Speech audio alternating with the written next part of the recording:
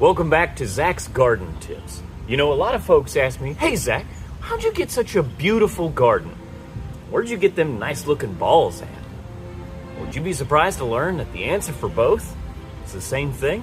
Hard work, dedication, and consistency have absolutely nothing to do with it. The true answer to a beautiful, lush garden just like this lies only skin deep.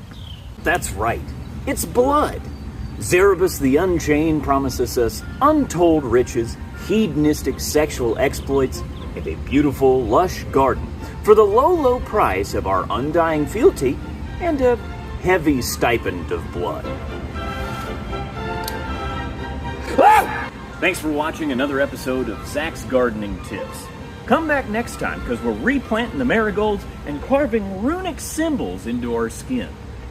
Make sure you join me and Zerebus next week. And forever.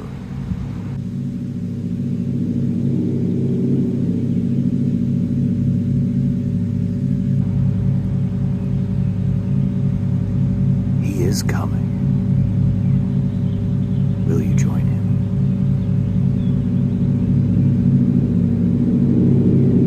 I sure hope so.